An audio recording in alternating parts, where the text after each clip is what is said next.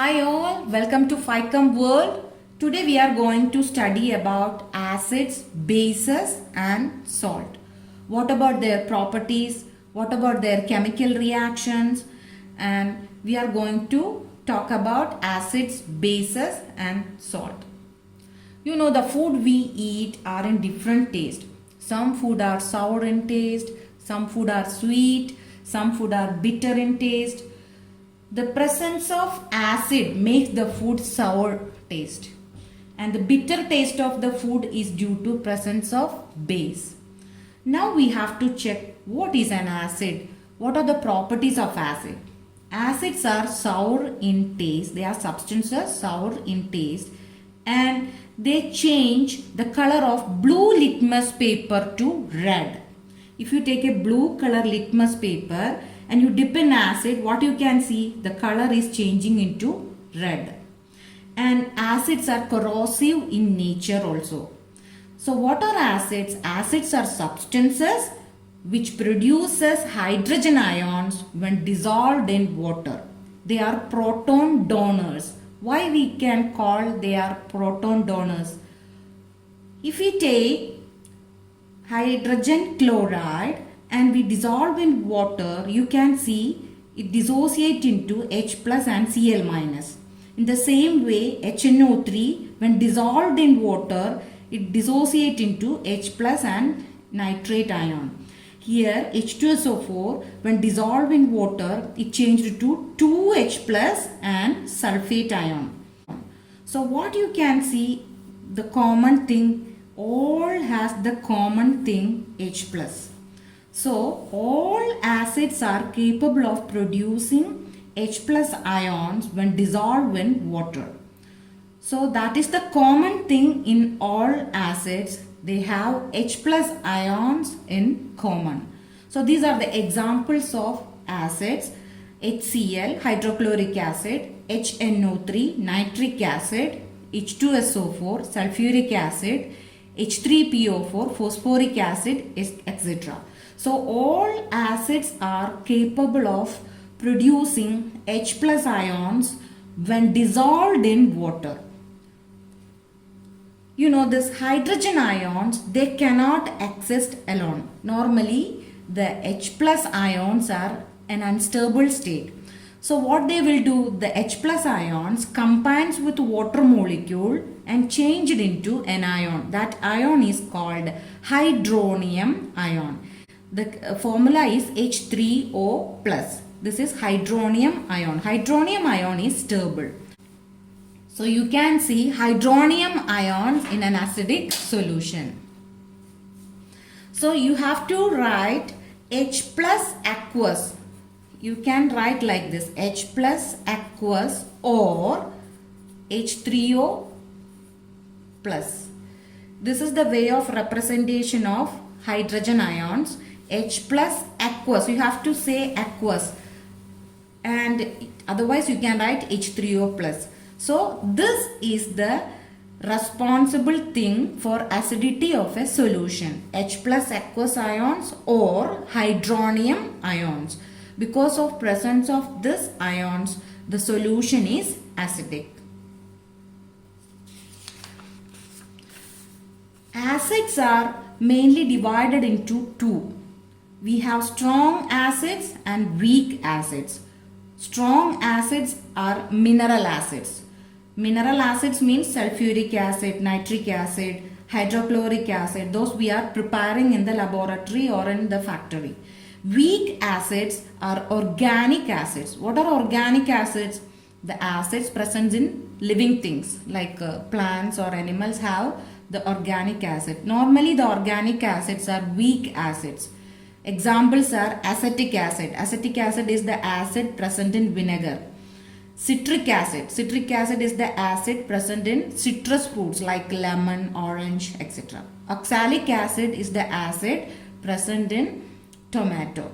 So this all acids are weak acids. What do you mean by strong acid? When an acid dissolves in water, it is completely break down into ions. We can say that that acid is a strong acid. All mineral acids when dissolved in water, it is completely ionized or completely break down into corresponding ions. For example, we have HNO3. When it is dissolved in water, nitric acid when dissolved in water, what happened? All of the hydrogen ions and nitrate ions is split up. It's split up into two ions. But what about weak acid? In weak acids, only a partial breakdown of ions into water is happening. For example, we have an example, acetic acid. This is acetic acid. Acetic acid when dissolved in water, only half of the acetic acid molecule is break down into acetate ion and hydrogen ion. This is acetate ion. So, for example, we have 50 acetic acid molecule. Only 25 of that is break down into ions. So, what about the number of hydrogen ions in our solution? It will be less. So, number of hydrogen ions is less. We can say that the solution is less acidic. Here in strong acids, there is a complete breakdown of the acid into ions happening. So we have more number of H plus ions in our solution. So presence of H plus ions, H plus aqueous ions in water makes the solution acidic. Now we have to study about bases. Bases are bitter in taste and they change the color of the red litmus paper to blue. Acid changes the color of blue litmus to red, but bases change the color of red litmus to blue. If we take a red litmus paper and dip in base, what happens? The color changes to blue. Bases are blue. And same like acids, bases are also corrosive and it is soapy to touch. And what is the definition of bases? Bases are substances when dissolved in water, they produce hydroxide ions. OH minus is called hydroxide. So any substance which when dissolved in water is producing hydroxide ions, we can call it as bases. The normal examples are sodium hydroxide, potassium hydroxide, calcium hydroxide, etc. Let's check one example. Sodium hydroxide, when dissolved in water, it dissociate, break down into Na plus and OH minus. Potassium hydroxide, when dissolved in water, it break down into K plus and OH minus. Calcium hydroxide, when dissolved in water, it break down into Ca2 plus and 2 OH minus. We have 2 OH here, so 2 OH minus ions. Magnesium hydroxide, when dissolved in water, it dissociate into Mg2 plus and 2 OH minus ions. So what you can see, what is a common thing in all? Hydroxide ions are producing. So all bases have OH minus ions in common. So bases are able to produce hydroxide ions when dissolved in water. And you can see some metal oxides are also bases. Example, calcium oxide, magnesium oxide, etc. Why? When calcium oxide dissolved in water, they will produce calcium hydroxide. That calcium hydroxide then dissociate into Ca2 plus and 2 OH minus. So some metal oxides are also bases. Then we have to check what is an alkali. Some type of bases, they are soluble in water. They are called alkali. So water soluble bases are called alkali. Examples are important. What are the examples of alkali? Water soluble bases. Sodium hydroxide, potassium hydroxide, calcium hydroxide, ammonium hydroxide and magnesium hydroxide. Magnesium hydroxide is milk of magnesia. It is used as an antacid. So these are the examples of alkali. What is an alkali? Alkali is a water soluble basis or base which is soluble in water.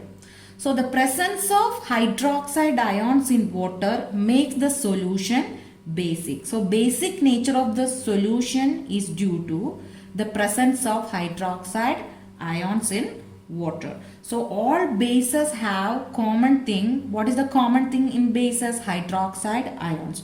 What is the common thing in acids? Hydrogen ions or hydronium ions. There are two types of bases, strong bases and weak bases. Strong bases are bases which when dissolved in water, it break down into complete ions. And weak bases, they are only break down into ions partially when dissolved in water. Only a partial molecules are break down or dissociate into ions when dissolved in water.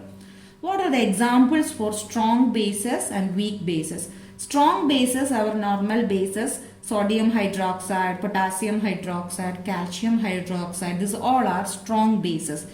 When they dissolve in water, they completely break down into ions. And in weak bases, example is ammonium hydroxide. In weak bases, only a partial molecule is break down into ions. Example, ammonium hydroxide, if we add water, only half of the molecule is dissociate like this, NH4 plus and OH minus. So the amount of OH minus ions in the hydroxide ions in the solution is less compared to strong base. And there is, why this arrow mark? This arrow mark represent both direction the reaction is happening. Okay, that you will study in higher classes. This is called a reversible reaction. Both direction it happens. If you check an acid solution, you can see hydrogen ions and the corresponding anions. If you check a basic solution, you can see the cation and hydroxide ions. So an acidic solution or basic solution in water, they conduct electricity. Why? Because they have ions. When they dissolve in water, they produce ions. So these ions carry electricity. So acidic or basic solutions in water, they conduct electricity. This is very important. Now we have to study about indicators. What are indicators? Indicators are substances which changes their color or smell in acidic or basic medium. Means they are substances which have one color in acid, another color in basic medium. Let's check some example. Litmus. I talk about litmus paper. Litmus is this litmus is an lichen, okay, that has a purple color. When the litmus is taken and squeeze its juice and apply on a paper, we get the litmus paper. That is an indicator paper. It indicates the presence of acid or base. And turmeric. Turmeric is an indicator. If there is a stain, turmeric stain on our clothes, when we put soap on that, it changes its color from yellow to red. When it is dry, the cloth is dry, so the soap is gone, what happens is the color change back to yellow. So turmeric is an indicator. Then we have another indicator, methyl orange and phenolphthalein. Then onion, vanilla, clove oil, this all are indicators. Onion, vanilla and clove oil, they shows their smell different in acidic or basic medium. So we have to study about indicator. So what is an indicator? Indicator is the substance which changes their color or smell in acidic or basic medium. So we have three types of indicators. We have natural indicator, we have synthetic indicator, and we have olfactory indicator. So based on its nature, there are three types of indicators. Natural indicators are examples litmus and turmeric. We have to study the color change of this all indicators in acid and base. Very important. So litmus is purple in color. In neutral medium it's purple in color. But litmus shows red color when it dipped in acid. And litmus show blue color with a base. So litmus this is a very important one asking for examination. What about the color change of the litmus in acid and base? So litmus in acid it is red in color and base it is blue in color. Turmeric is yellow in acid and red brown in base. So you have to study that. So this is the natural indicators. Now we have synthetic indicators. Synthetic indicators are prepared in the laboratory. So we have two types of indicators normally we are using in the laboratory, phenolphthalein and methyl orange. For titration reactions we are using this two indicators. Phenolphthalein is colorless in the neutral state. Phenolphthalein when added to acid it is colorless also. There is nothing, no color change. In acid phenolphthalein is colorless. But in base phenolphthalein is pink in color. Phenolphthalein is pink in color. Then methyl orange. Another synthetic indicator is methyl orange. This methyl orange is red in acid and yellow in base. So this is very important. We have to study the color change of both phenolphthalein and methyl orange. They are synthetic indicators and phenolphthalein is colorless in acid, pink in base. Methyl orange is red in acid and yellow in base. Now we have olfactory indicators. What is an olfactory indicator? Olfactory indicators are indicators. They change their smell in acidic and basic medium. In acidic medium, they retains their smell and basic medium, they don't have any smell. Examples of olfactory indicators are onion, vanilla and clove oil. Onion in acid, they retains their smell. It has the smell. But in basic medium, what happened? Onion have no smell. Vanilla essence also, it retains its smell in acid medium, but in base medium, vanilla essence have no smell. Clove oil also an olfactory indicator which change their smell in basic medium. In acidic medium, clove oil has its own smell, but in basic medium, its smell is lost. There is no smell. So there are three types of indicators: natural indicators, synthetic indicators and olfactory indicators. We have to study the examples. It is very important also. Now we have to check the chemical reactions of acids and bases. What are the chemical reactions? The first reaction of acid and bases with metals. You know, the metals displaces hydrogen from their acid or base. Normally, the metals displaces hydrogen from acid or base. Not all metals. We studied about the reactivity series. It is a table in which the metals are arranged according to their reactivity. So, we have some metals at the top, they are most reactive, and we have some metals at the bottom, they are least reactive. So we have hydrogen here. Those metals above hydrogen can displace hydrogen from the acid. Those metals below hydrogen, for example copper, silver, gold and platinum, they are not able to displace hydrogen from the acid. So only potassium, sodium, calcium, magnesium, aluminium, zinc, iron, tin and lead can displace hydrogen from acid. So this is the equation.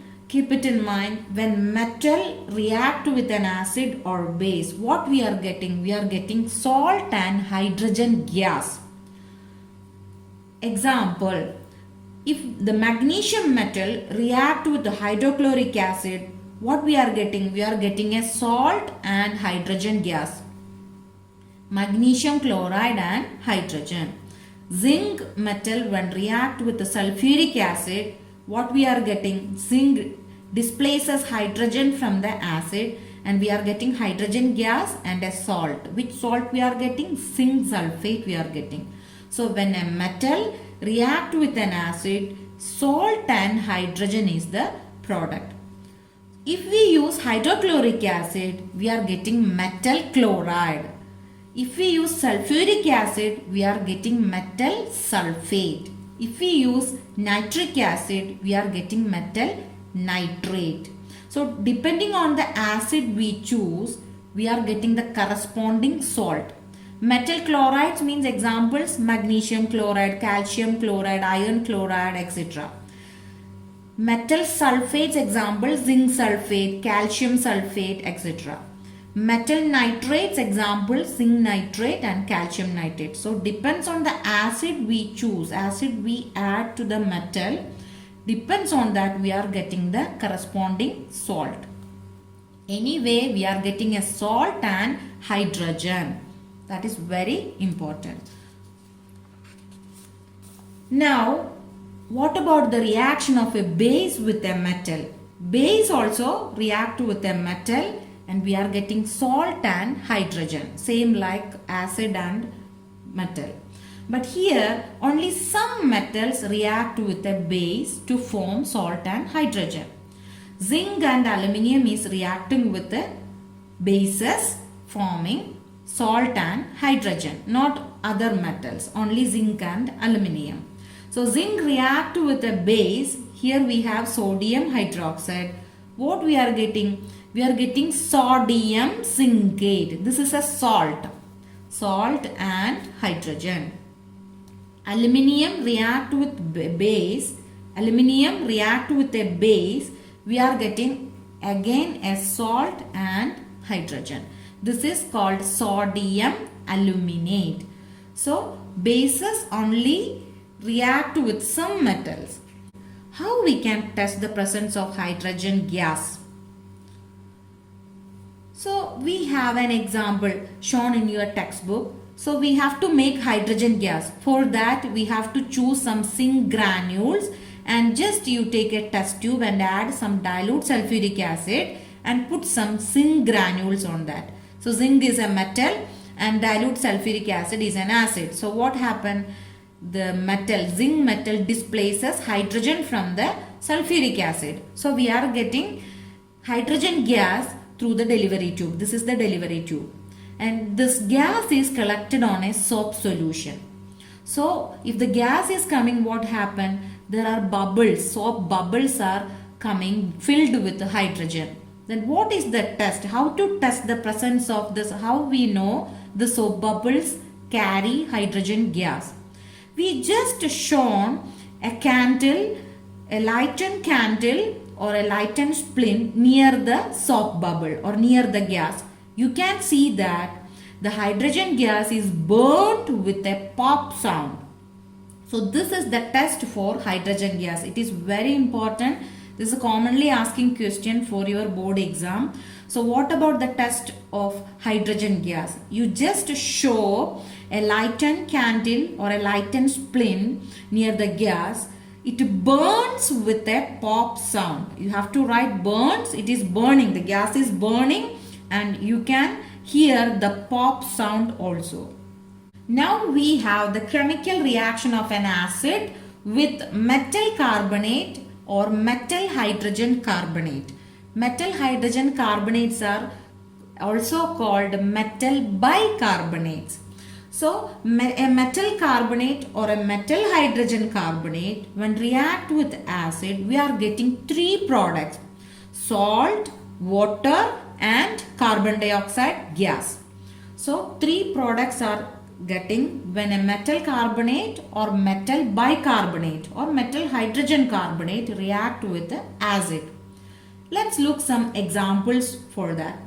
We have sodium carbonate. This is a carbonate. It reacts with an acid, hydrochloric acid here. What we are getting? Sodium chloride. Sodium chloride, and this is a salt, and we are getting water and carbon dioxide. Now we have a metal hydrogen carbonate. Sodium hydrogen carbonate, or simply called sodium bicarbonate, react with hydrochloric acid. What we are getting? We are getting again a salt, water and carbon dioxide. So this is very important. When a metal carbonate or metal hydrogen carbonate react with acid, three products we are getting: salt, water and carbon dioxide. Bases normally do not react with the metal carbonate or metal hydrogen carbonate.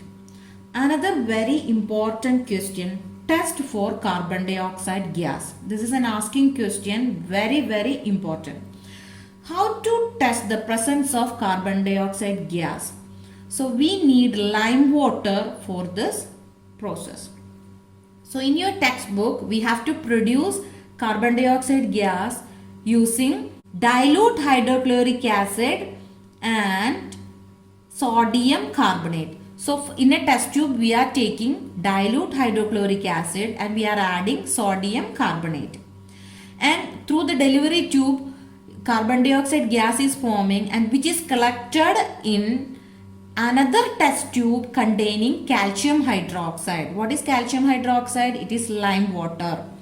And you can see that when you pass carbon dioxide gas to lime water, it turned a milky white color. This is very important. So this is the test for carbon dioxide gas. We have to collect the gas and pass through lime water. When carbon dioxide gas pass through lime water, what is happening here? We are getting a milky white. Why? Because of the formation of a solid substance. This is called calcium carbonate. Because of the presence of calcium carbonate, the milky color of the solution is forming. So lime water is CaOH twice, calcium hydroxide. It reacts with carbon dioxide. We are getting calcium carbonate and water. If we pass more carbon dioxide, the milky white color of the solution is disappearing. Why? Because of another chemical is forming. On passing excess carbon dioxide, the milkiness disappeared due to the formation of calcium hydrogen carbonate or calcium bicarbonate. So we have the milky color is due to calcium carbonate, and we are again passing carbon dioxide gas. What is forming? This is called calcium hydrogen carbonate.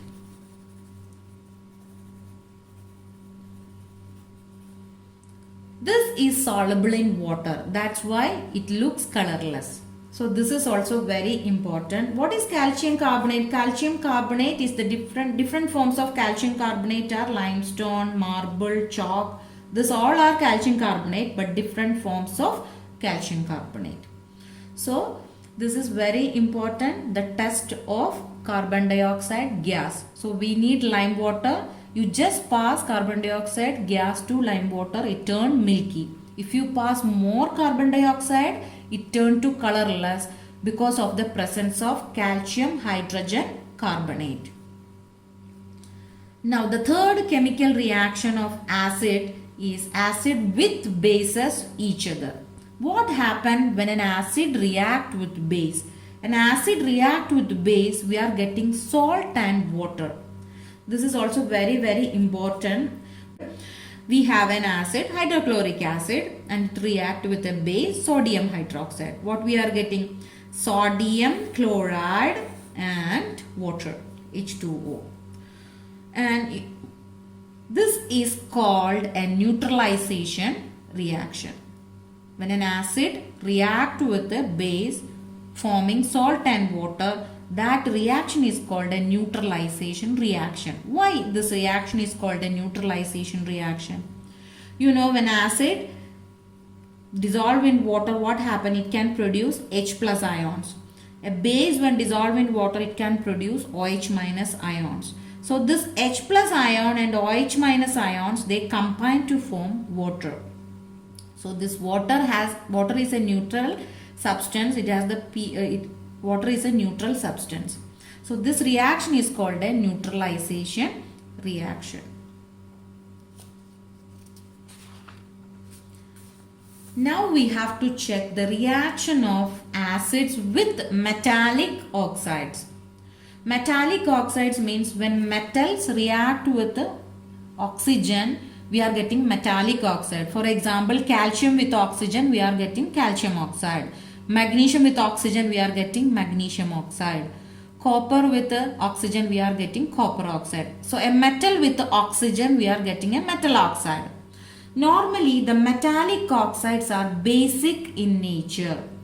So, when they react with acid, what happens? A base and an acid, what are the products? Salt and water. So, metallic oxides are basic in nature. Okay. So, we are getting salt and water. When it reacts with an acid, we are getting salt and water. Actually, we have two types of metallic oxide, basic oxides and amphoteric oxides. Amphoteric oxides are zinc oxide and aluminium oxide. Amphoteric oxides react with both bases and acids. But in this chapter, in this year, you have to discuss only with basic oxide. So, majority of the metal oxides are basic oxides. It reacts with the acid to form salt and water. Let's check some example. We have copper oxide. Copper is a metallic oxide. Copper is a metal, right? So this is basic in nature. That's why it reacts with an acid. This is sulfuric acid and we are getting salt and water. This is copper sulfate is a salt and we are getting water. Another example, magnesium oxide is a metallic oxide. It reacts with the nitric acid and we are getting magnesium nitrate and water. Magnesium nitrate is a salt and we are getting water. So a metallic oxide or metal oxide react with an acid. What we are getting? Salt and water.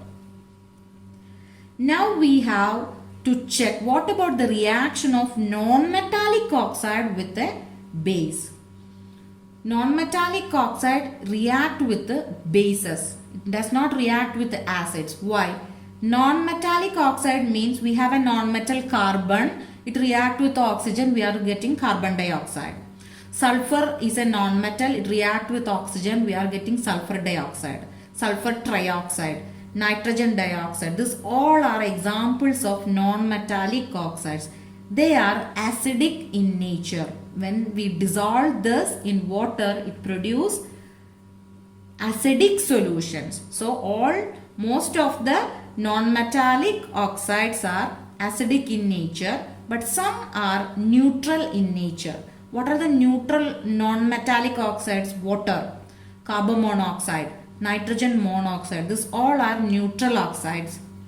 So we have to study about what about the reaction of non-metallic oxide with base. Why it react with only base? Because non-metallic oxides are acidic in nature. So it react with base. What we are getting? We are getting salt and water. Non-metallic oxides are acidic in nature. So they react with a base to form salt and water. Let's check with some examples. Carbon dioxide. This is a non-metallic oxide. It react with lime water. What we are getting? Calcium carbonate and water. What is calcium carbonate? That is a salt. Salt and water. We know the example. Okay, we are getting a milky colored solution. Sulfur dioxide, it's a non-metallic oxide, react with a base, sodium hydroxide. We are getting again a salt and water, sodium sulfite and water. So these are the two common examples you have to remember. Now we have to study about dilution. What do you mean by dilution? Dilution is a process of adding water to acid and make their concentration less. But never add water to acid. Why? This is an asking question. Why we don't want to add water to acid? This dilution, adding water to acid, that is a highly exothermic process. In the previous chapter we studied about exothermic process. Exothermic process means the process in which heat energy is released along with the product. So because of this high heat energy, if we add water to acid, the water is changed into water vapor. Because of that, the acid mixture is splash out, and maybe the glass container is broken because of the excess heat. So what we have to do, we have to add acid to water. We have to add acid to water slowly with constant stirring. So keep it in mind, never add water to acid. We have to add acid to water with constant stirring. Mix acid or base with water. What is happening? There is a decrease in the concentration of H plus aqueous or hydronium ion concentration per unit volume. So if we add acid with water, if we mix acid with water, the number of H plus ions is decreased. If we add acid or base with water, what happened to the ions in a unit area? If we mix with water, if we mix acid or base with water, there is a decrease in concentration of H plus ions or OH minus ions per unit volume. That is concentration. What is concentration? The number of particles in unit area. 1 centimeter length and 1 centimeter breadth area we are choosing. Okay. And what about the number of particles in that area? That is concentration. If we add water, what happens? The number of particles will be less in unit area. Means concentration will be less. So now we can say that the solution is diluted and the process is called dilution. So what is dilution? The process of mixing an acid or base with water and hence decrease its concentration of ions per unit volume is called dilution. Thanks for watching. If you like my video, please subscribe, like and share.